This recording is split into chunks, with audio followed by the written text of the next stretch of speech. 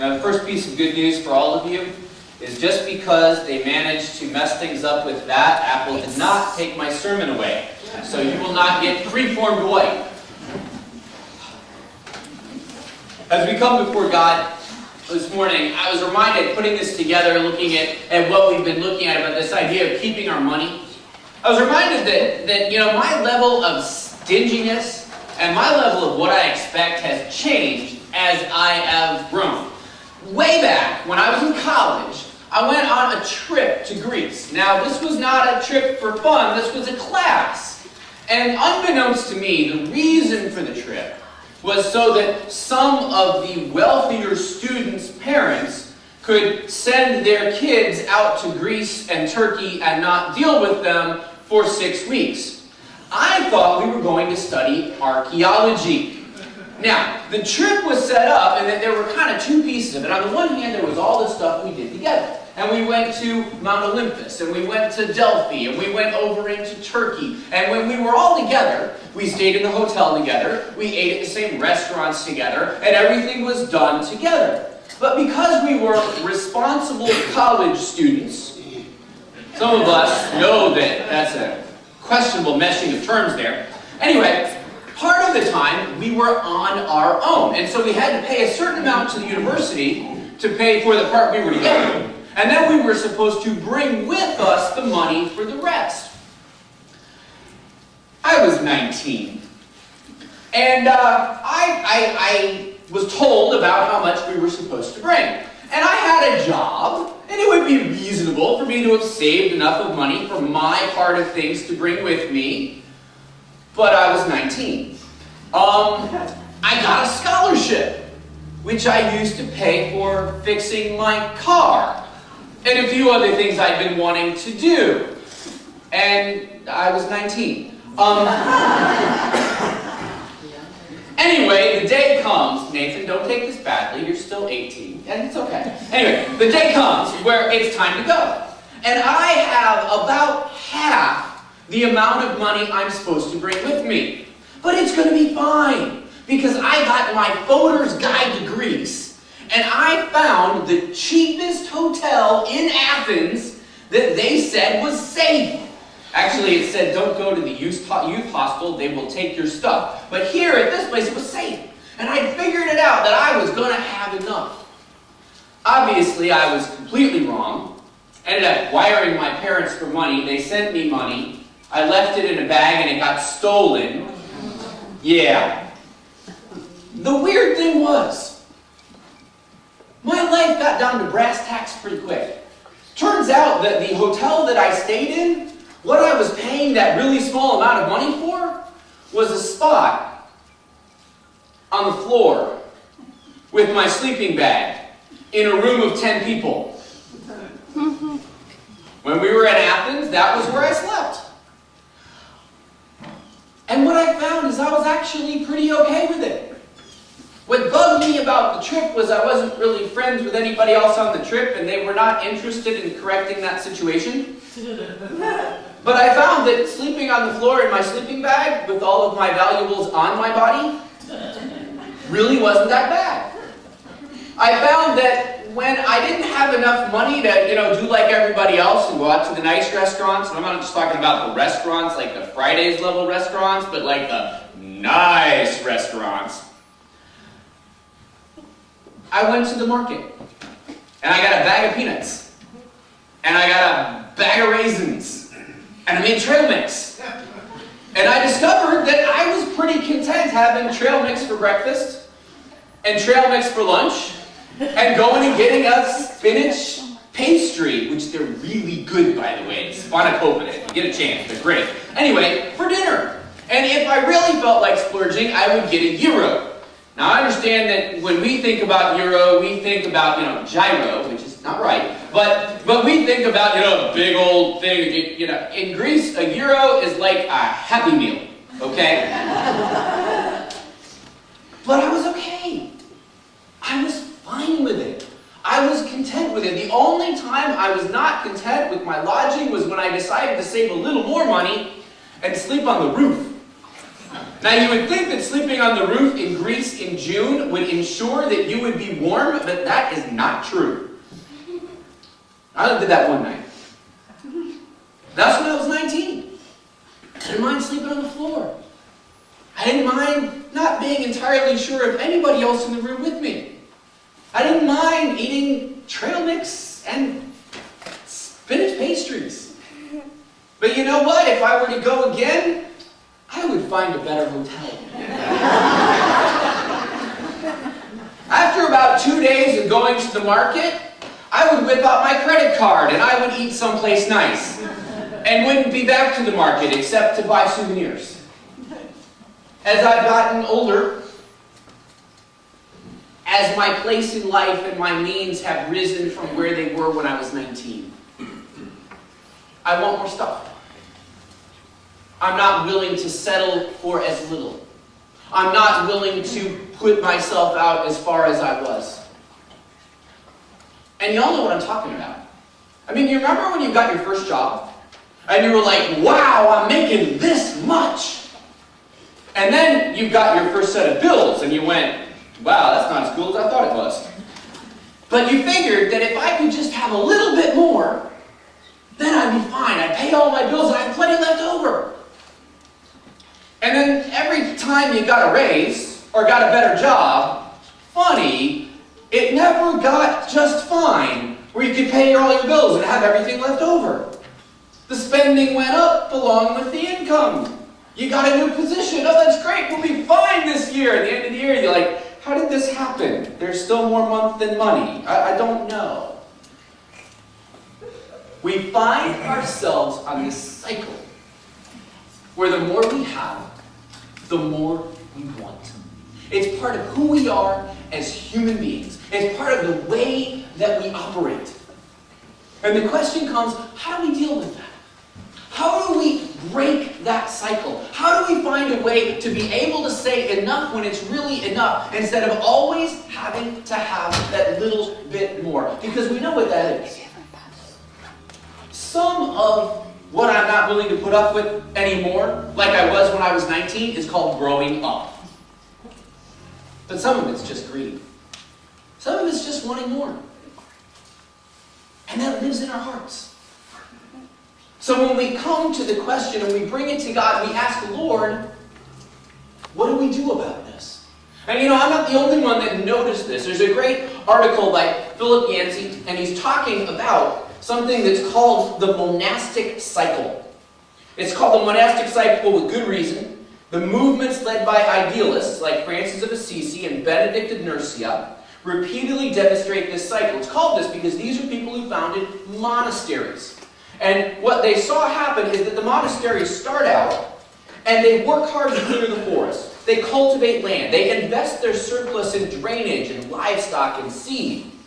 But 6 centuries later, they cease to be spiritual institutions. They become places for the highest levels of society to come and live like kings. That these monasteries that once were so devoted to God and devoted to good works become places where the abbot, the person in charge, takes half the money that's generated to live a lifestyle equal to a local king or lord. And the thing is, the Dominicans, the Jesuits, the Franciscans, they all duplicated this cycle. Those are all different groups of monasteries. An initial burst of devotion and discipline, a resulting period of abundance, and then a drift towards indulgence, until some reformer came along to revive the ideas of the founder. The Protestant Reformation faced the same thing. That group, that event out of which our church comes. John Wesley, he warned upwardly mobile Methodists. John Wesley is the guy who founded Methodism. He warned them, he said, I do not see how it is possible in the nature of things for any revival of religion to continue long. For religion must necessarily produce both industry and frugality. And these cannot but produce riches, but as riches increase, so will pride, anger, and love of the world and all its branches. John Wesley is saying that when we come to Christ and we get serious about following Christ, we start working harder. We start being more conscientious. We start being more responsible. We start being good workers. And so we get rewarded for that.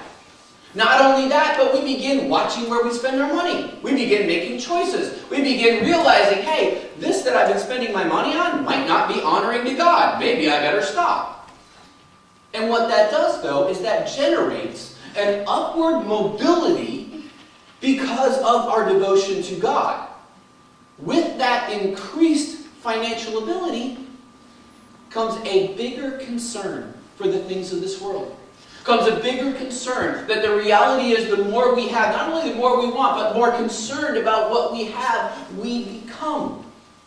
And pride and anger and a love of this world and the things of this world so often comes a part of that. God understands that. Jesus understands that. We've already seen how much he teaches about this idea of money, and then Jesus does come where he deals with this issue of greed. In the book of Luke, chapter 12, starting in verse 15, Jesus talks about this issue of greed. Now, I've got to warn you, he's not nice about it. He's not friendly about it. This is not a Bible passage that you're going to memorize and put on a plaque on your wall. It's going to bug you. It's going to disturb you. Starting in verse 15. Then he said to them, beware and be on your guard against every form of greed. For not even when one has an abundance does his life consist of his possessions. So the first thing Jesus tells me, he says, watch out. Greed is there. It's in you. It's coming. It will try to live your life for you. But understand, no matter how much you satisfy it, it will never be enough.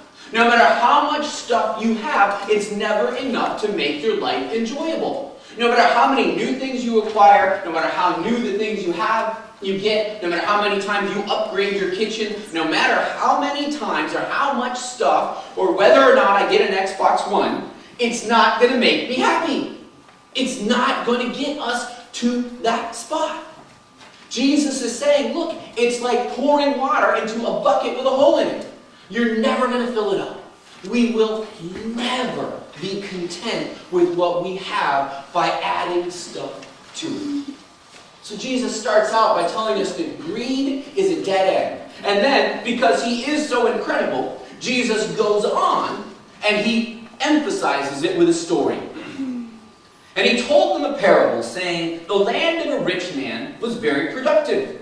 And he began reasoning to himself, saying, what should I do, since I have no place to store my crops? Then he said, this is what I will do. I will tear down my barns and build larger ones. Then there I will store all my grain and my goods. And I will say to my soul, soul, you have many good things laid up for many years to come. Take your ease, eat, drink, and be merry. But God said to him, you fool, this very night your soul is required of you. And now, who will own what you have prepared? So it is for the man who stores up treasure for himself and is not rich towards God. It's disturbing. God comes to this guy and he says, you're dying tonight. The time is done. The scales are going to be weighed. And everything you've laid up for yourself, you don't get it. Let's look at this case. It starts out, this guy's already rich. He's a rich man, already a person with plenty, with everything that he needs, everything that he wants, everything he might want to grab a hold of. He's rich. Now, it doesn't mean he gets satisfied off that, because he doesn't. But he's already rich. And this already rich man has a great year of production in the fields. Now, when we look at what he's planting, it's obvious he's not harvesting yet. He's just looking at the plants growing in the fields, which anybody who's ever farmed knows that looking at it in June doesn't necessarily mean anything about what's going to happen in August. But apparently this guy thought so. And he said, there's a big harvest coming. I better make sure that I can get it all. So I'm going to go ahead and tear down the barns I've got, because they're not big enough. I'll build bigger ones. I'm going to store up all this great big amount of stuff I'm going to get, and it's going to finally be enough. And now I won't have to work so hard. I'll be able to sit back and eat, drink, and be merry, because I'll have all that I'll need for the whole rest of my life taken care of. And Jesus comes, and Jesus says that God comes to him and says he's a fool. He's a fool because that very day he was going to die. Now, is Jesus saying that because he made these plans, God's going to kill him? No, that's not what he's saying. He's saying you hit the end of your life, this is the end of the road. Because that's the case, what you've done doesn't make any sense. You've laid up all this stuff, you've made all of these plans, but because you're going to die, you're not going to get it. It's the old, you can't take it with you. Reminds me of a joke I heard about, there's an old skinflint, tightwad. He decided he was going to defy things. He was going to take it with him when he went. And so he left instructions for his wife in his will, that she was supposed to cash out everything he owned and put it in the casket with him. And so they're there at the funeral, and his wife comes up. She's got a box, metal box, and she, at the last minute before they close the coffin, she puts the box in there with him. They close the coffin. She goes to sit down, and her sister leans over and goes, "You didn't actually do what he said, did you? You didn't actually put all the money in there." He says, "Yes, I did. I wrote him a check. If he can cash it, he can keep it."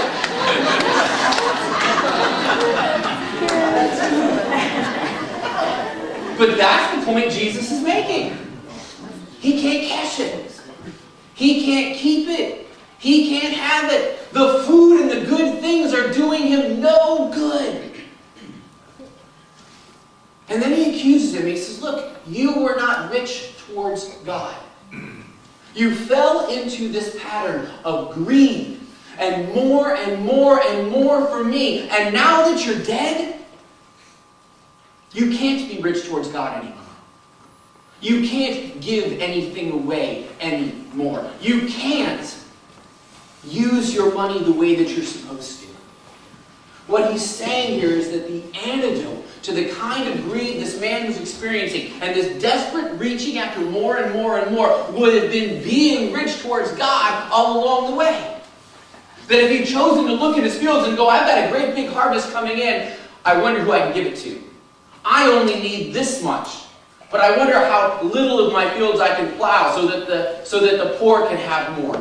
I wonder how many places I can give this. I wonder how much extra I can give to the poor in my area. And what about Cousin Ted and the problems he's having?" That what God is saying is that when we are rich towards him, then the kind of greed that consumed this man's life will not consume our lives. But he's reminding us that the time to do something about it is now, not later. That the time to do something about it is not in our will or our final bequest, or we actually give something then, because frankly, we're not giving it anymore. The piece of paper is. Our soul is going on at that point. We're not part of that process. That our only opportunity to be rich towards God and rich towards other people is here and now.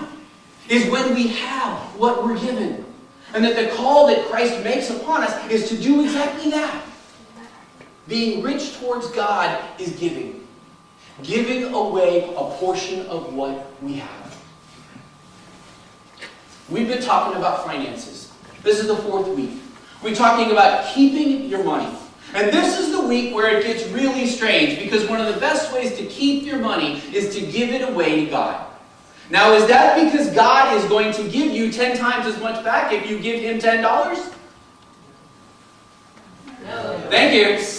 I was like, I've kind of hammered on this one for a little bit, so I think everybody knows the answer. That's not why. But because when we give to God, our natural greed is blunted. And don't we always make our stupidest financial decisions when we get greedy? It's what we do. Thank you for the yes. Whoever came up with that. Way to go, Ethan. Awesome. But that's the reality. And so God says the way we deal with that is when we're generous towards him, he curbs our spirit so that instead of being consumed with our own stuff, we can be consumed with him and focus on him. And it orders the rest of our life in a way that allows us to keep our money. It orders the rest of our life in a way where God gives us the strength to go through the really frustrating reality of finding our money and how boring budgeting is. That he's the one who gives us the strength to say no to debt in those situations when it is greed and not need that pulls us in that direction. That God is the one that gives us the ability to see those to whom we should be generous and to listen to him calling to our heart. to be generous in that situation. But the key to it, the starting place for it, is in making a choice to give to God. Now, some of you are sitting out there, and you're saying, aha, the pastor is talking about giving to God. He's going to want us to give to the church, and he's doing this because he wants to get more money. If you think that, give to charity. Give to Compassion International. Give to United Way. Give to a local charity through your office. I am much more concerned with people choosing to give to God than where that money goes. Because God will take care of us, okay? God will take care of us. He knows what He's doing. He's got it under control. But if giving to Him and the spiritual growth of that gets blocked by a sense that somehow the church is being greedy, I would rather you grow spiritually giving to someplace else than you choose not to do it because you feel like I'm just trying to be manipulative. Y'all got that? Okay. Specifically, I'm going to talk about a number. And the reason I talk about this number is not because God will strike you dead if you get the wrong number. Okay? It's not because God is unhappy with you if you have a different number. It is only because the number most frequently mentioned in the Scripture is 10%. And it's a good place to settle, because God speaks about that the most. So I have a challenge. In 2 weeks, on the 16th of March, we are going to have an all-tithe. Now let me tell you what that does not mean. That does not mean I now expect everyone to decide that they're going to give a 10% of what they get, and I want you all to bring it in on the 16th. That would be fun. But an all-tithe on the 16th, what I want everybody to do, myself included, is give 10% of 1 week worth of income. So if you make $1,600 in a month and you get paid once a month, divide it by 4, that gives you $400 a week. Bring $40 on the 16th. If you get paid twice a month, take your paycheck, divide it by 2, 10% of what's left. So if you make $4,000 a month, and your paycheck is $2,000, 1 week would be $1,000, and then that'd be $100. Whatever it is. And the reason I want you to do this is not because I want us to bump up a big new giving program, because we don't have a big new giving program. It's not because I'm going, oh gosh, the church is having trouble, we better get some money and we got to have it, we'll do it this way. The reason I want you to do that is I want you to feel what it feels like to give 10% to God. And this is the part where I begin to feel like Bill Murray at the end of Scrooge, where he's talking about giving and feeling it and all that. I want you all to feel what it feels like. Because it's almost indescribable. There is something about choosing to give that 10% and the statement of faith that we are making, that God, you'll take care of the rest. The sense of completion and of obedience in your heart, the sense of satisfaction that God, I'm doing as you want me to do. I don't know how to describe it. And once again, if you don't want to give that 10% to the church, that's fine. Give it to a charity. Give it to your neighbor who's on tough times. Give it to your mom who's having a rough time in the nursing home. It doesn't matter. But take 10% of 1 week, and on the 16th, give it to God. And see what He does. See what He does in your heart that week. See what He does in your finances. See what you're able to say no to that usually you have such a hard time with. See what changes. It's not a miracle pill. It's not going to fix everything. It's not going to any of that stuff. But just be with me that day. Bring in for the all-tithe. Give it to God. And then rejoice in what He does in all of our hearts together when we make that choice. What we're going to do now is we're going to receive the offering. Obviously, it's the offering. So the main thing you'll do is put some money in. Another thing that I ask you to do is on the back of your connection card, there are some possible next steps. 3 of them are there. If you want to do one of these things, if you've never